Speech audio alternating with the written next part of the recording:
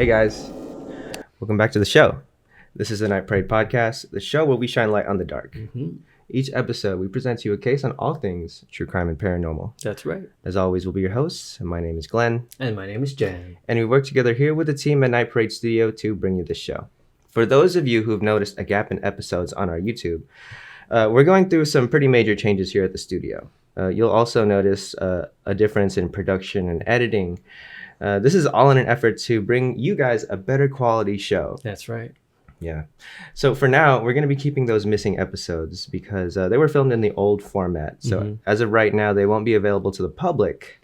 Think of those as lost episodes. That's right. And maybe, just maybe, we'll post them in the future. Let us know if you guys would be interested in seeing those lost episodes, as we call it. But today's episode is about the worst serial killer of Pakistan. He murdered 100 kids and then he turned himself in. Here's the case of Javed Iqbal. Let's get started. Let's do it. So this guy, Javed Iqbal, to this day, he is considered to be the serial killer with the most victims in all of Pakistan's history as an independent country. Today, there's an issue with the movie being made about his life. It was released in January 2022, and it was first banned in Pakistan itself. But it did premiere, and it was released in the UK. So the controversy around this film is, of course, about the glorification of a serial killer. Right.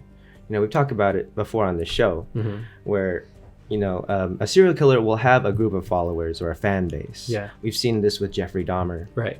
Right. And other serial killers. Ted Bundy. Yeah. And the weird thing is that not only that they're fans, they're also supporting them. Right. And when it comes to like maybe donations, they'll send money. Yeah, they'll send money and letters and whatnot. So it's very weird. Yeah, it's very weird. Something I do not support. Yeah, for surely not. Okay, so the director of the UK Asian Film Festival argued with this statement: "The importance of this film cannot be underestimated. It brings to light an issue, the abuse and mass murder of young boys.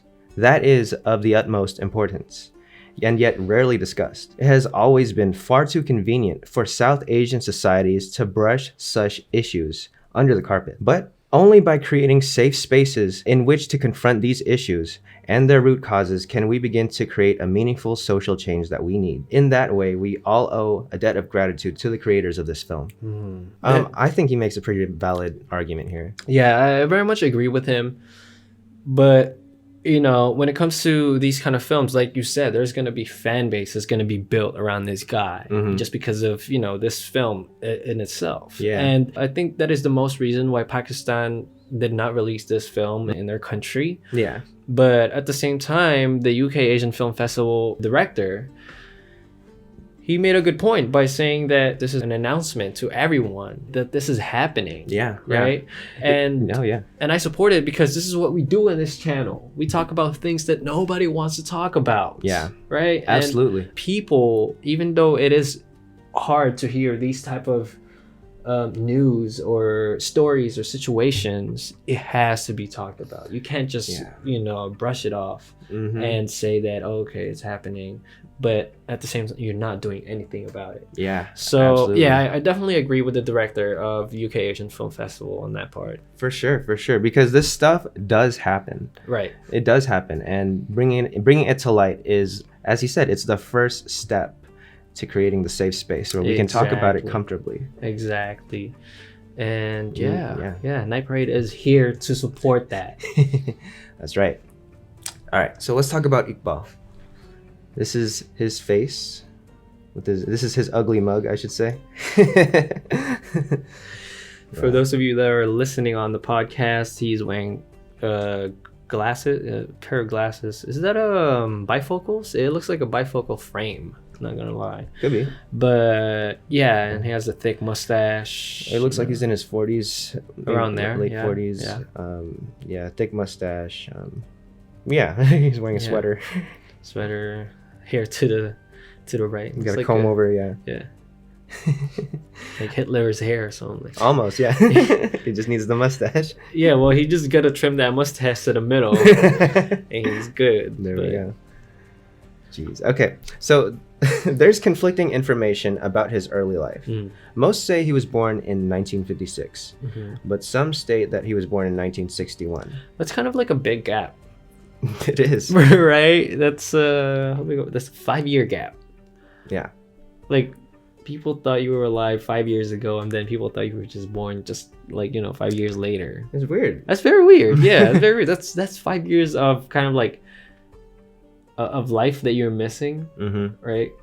And yeah, like, yeah, who does anybody know when he was born? Let us know in the comments down below. Because it's very weird. 5 years apart between birthdays. Okay, so but we do know that he was definitely the 6th of 8 kids. Okay. He was one of 4 boys, and his father was Muhammad Ali Magal, a wealthy businessman. And he was quoted actually saying that he fantasized about murder when he was a young child. Oh. Yeah. Iqbal here? Iqbal, yeah. Oh, Okay. not his father. Yeah, sorry. I thought you were talking about his father. So, wow. Yeah, it's pretty crazy. That's crazy. So he was rich. yeah. He came from money, this guy. And so then in 1978, he attended college. While studying, he opened his own steel recasting business. Dude, steel is expensive. Yeah. So he was already making more money. He's making money. So his father actually owned 2 villas in Lahore, Pakistan. Wow. And this is where he set up his business, in one of these villas. The other one he lived in.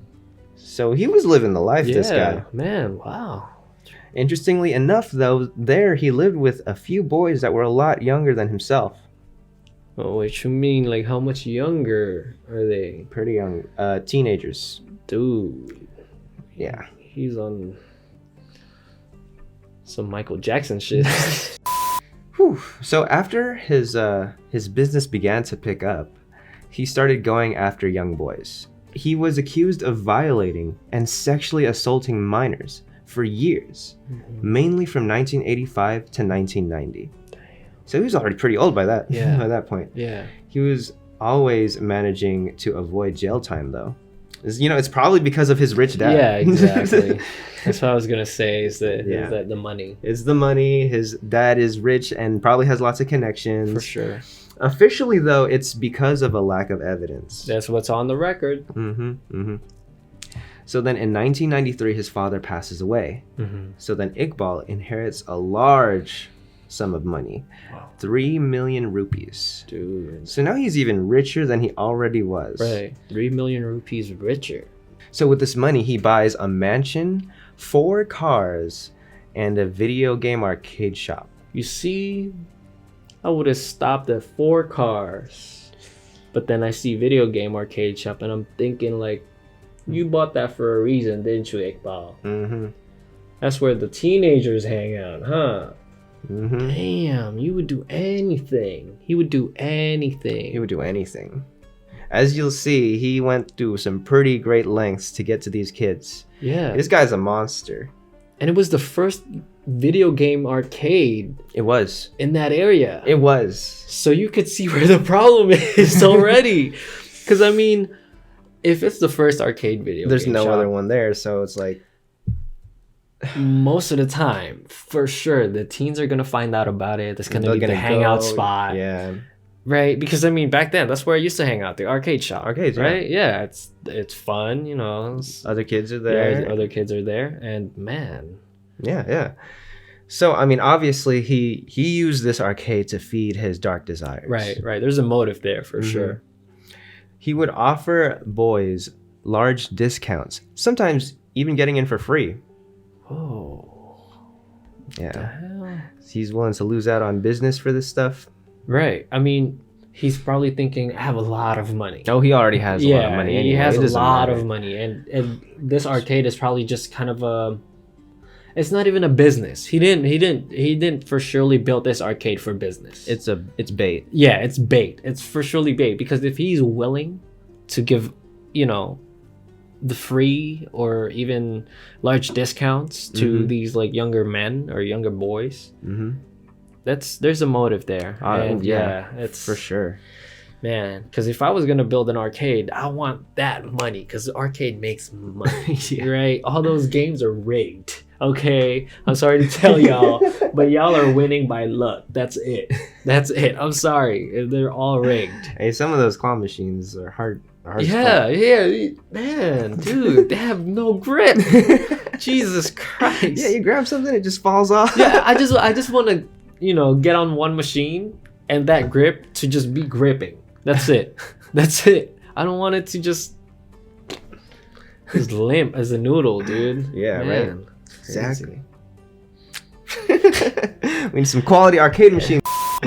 Would have been a better use of your time, man. Exactly, dude. That's what people need. A good arcade machine. Okay, so I'm going to describe some of his tactics that he was using in the arcade. He would secretly drop some money, then wait for some kids to pick it up. Oh. Then eventually, when some kid would pick it up, he would announce to the entire store that somebody stole his money. Whoa. And then he would search everyone in the shop.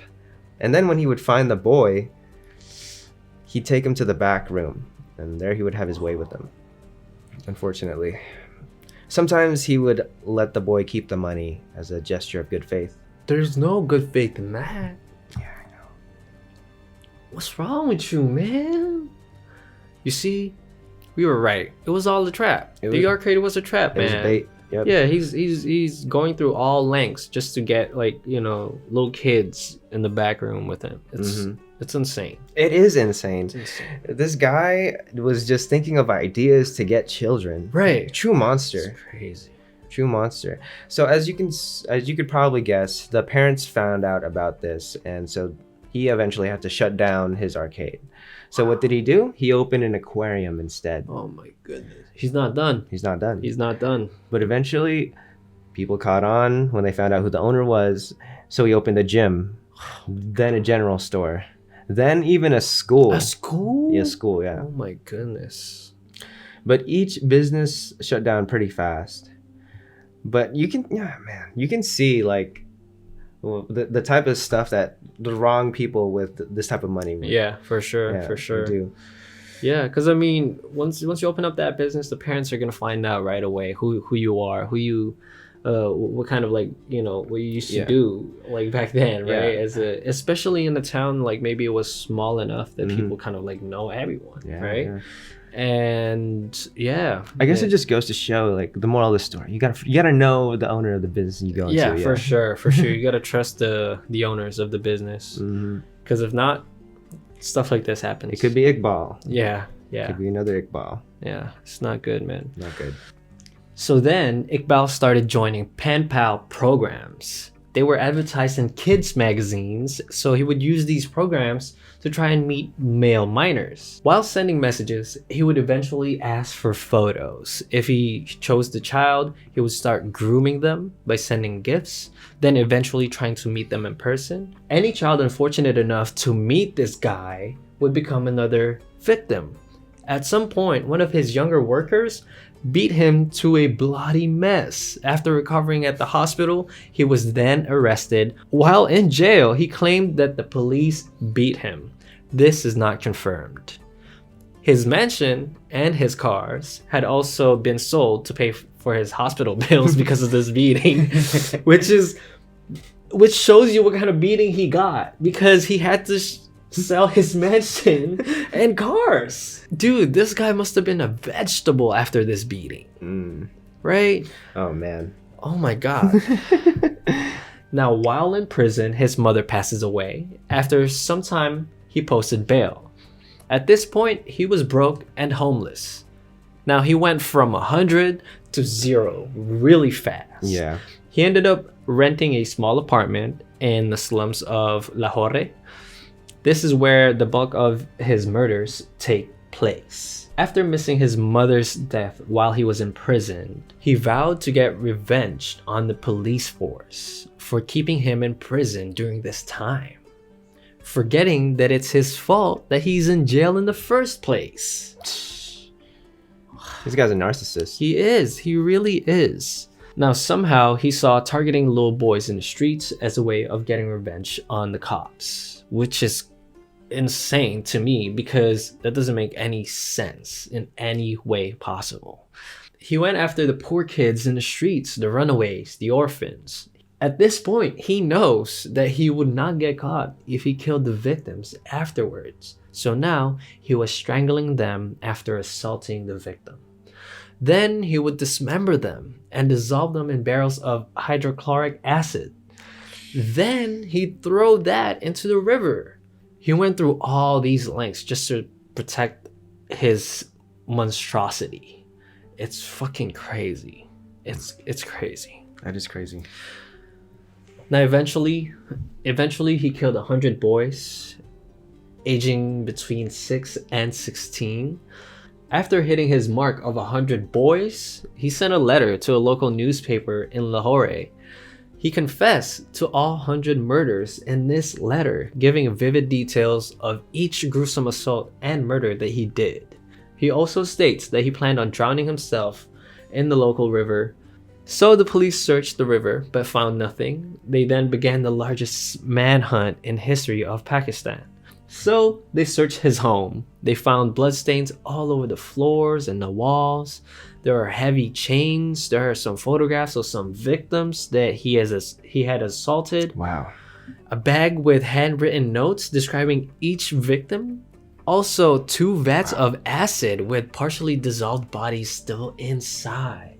Oh my god. That's insane. Yeah. There was a note on the vats stating the homes was deliberately not cleaned just so investigators could see it. Wow. Which is a statement that he's trying to put out there that I did it. He wanted people to know. He wanted them to really like look at him in that spotlight.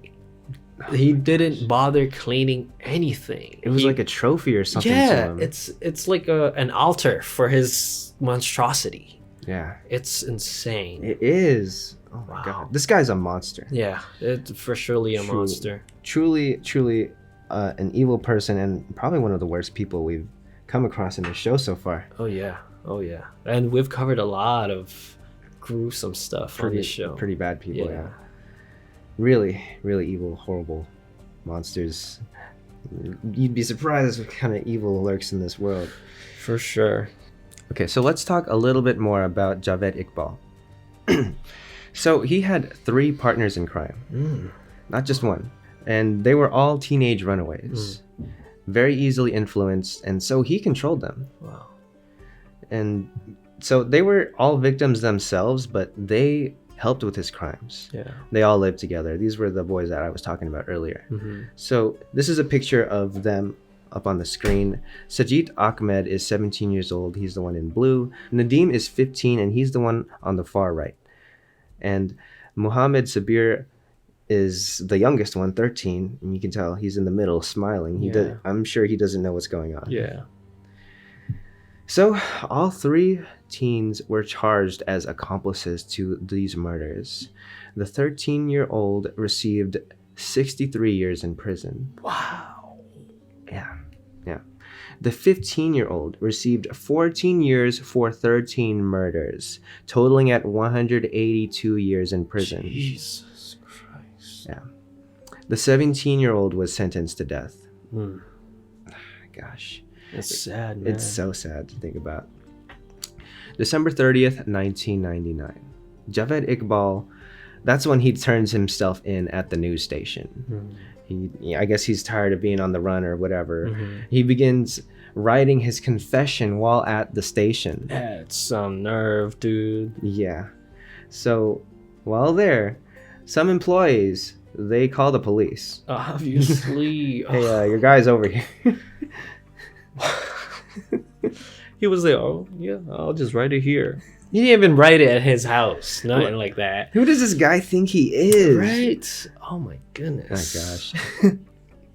So the military then sent 100 soldiers to surround the building and arrest him. Yeah. They didn't want him to get away. No, heck no. So in his confession, he stated his 3 motives for his murders. His belief that the police mistreated him while he was in prison. That was one. Second is his anger that his mother passed away while he was in prison. And third is the apparent beatings that they gave him while in jail. Wow. And those were all your fault, dude. Yeah, for real. Because it was his. his own actions that led him in jail in the first place. Yeah. So police, they actually spent days interviewing the families of the missing children, trying to identify them. So only 80 of them were identified. Damn. Yeah. Out of, we actually don't know how many.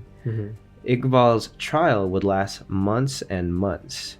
At first, he was confessing to all of his crimes, but at the last minute, he withdrew all of his confessions and claimed innocence. What the heck? He explained that all of his previous confessions were just lies and just political statements. He claimed he was just trying to raise awareness about missing children. So his diary was presented as evidence. Yeah. And it contained detailed explanations of the murder. More than 100 people testified against him. He and all 3 of his accomplices were obviously found guilty. Yeah, I mean, it didn't matter if he said or claimed innocence at the last minute, because I mean, yeah, he probably wrote the confession in front of them, but he has another confession in his diary. Did he get cold feet or something? Yeah, like what's going on, dude? You were gonna get caught either way. Yeah, like you're in way too deep to change your mind. For real. How you sign a whole confession? It's like, oh, I didn't do it. I was just kidding, man. What's wrong with you, dude? So as we know, with Sharia law, it states an eye for an eye. For his punishment, it should match his crimes. Yeah. He was sentenced to die in a similar fashion to what he did to his victims. Ooh. He would be publicly strangled, then cut into 100 pieces, and then thrown into acid. Ooh. Yeah, I mean, obviously in this day and age, that's a pretty extreme punishment. It is, yeah. You know, But it kind of got me smiling, I'm not gonna lie. Yeah, same. I mean, because I mean, it is so fitting for him, right? Because I totally believe in an eye for an eye kind of law. That's just me. That's how I was brought up. If somebody punches me, I'll punch you back. Right. So whatever he did, I believe has to be done to him as well.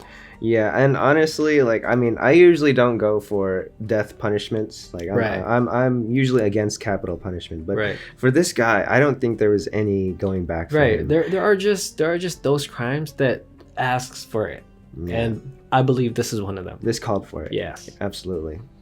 But before any of that could happen, something else happened. October 8th, 2001. Both Iqbal and his accomplice were found dead, hanging from sheets in their cells. So there was a lot of media coverage about their untimely deaths, and many people thought it was the prison guards who did it. Oh.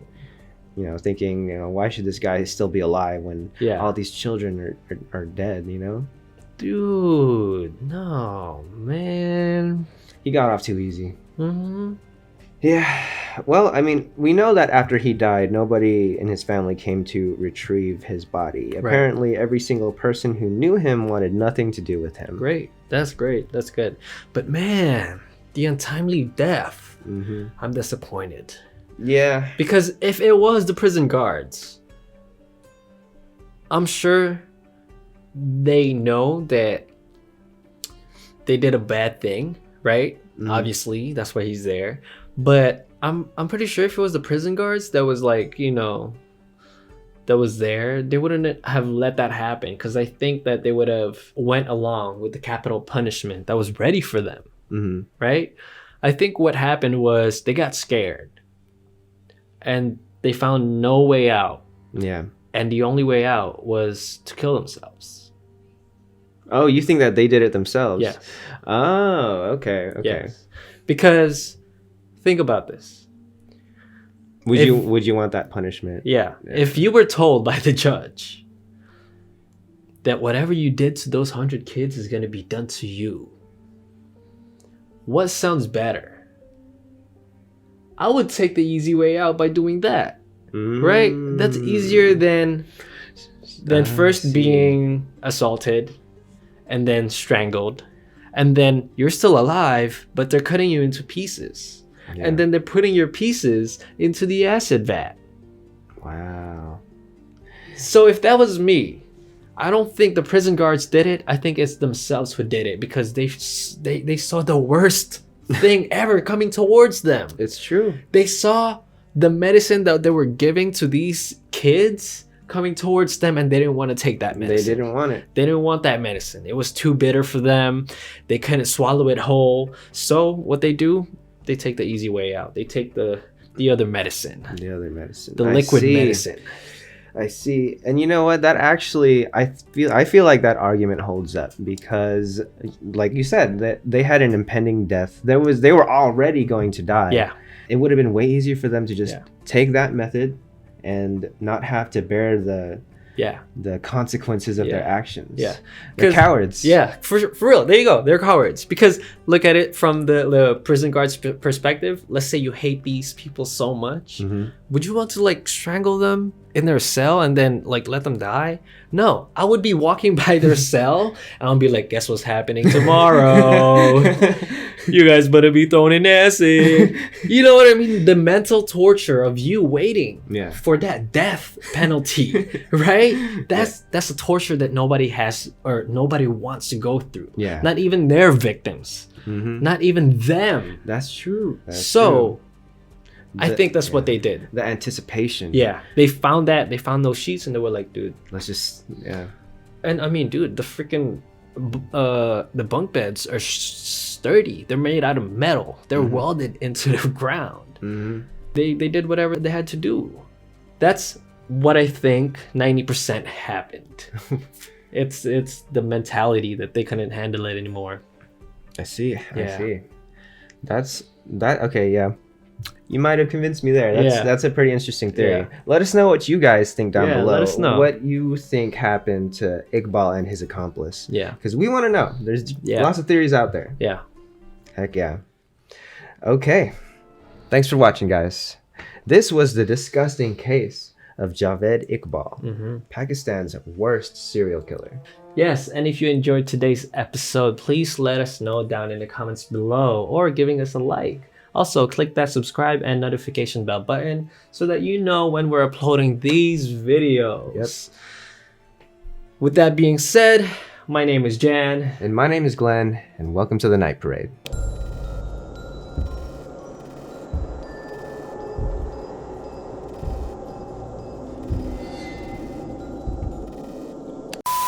Yeah, because, I mean, bruh, if that was me, I would kill myself. I would kill myself right there and then, bruh. Once they caught me, kill myself. Dude, knowing Pakistan has an eye for an eye fucking law, Yeah. I kill myself right there and then, bruh. Fuck all that.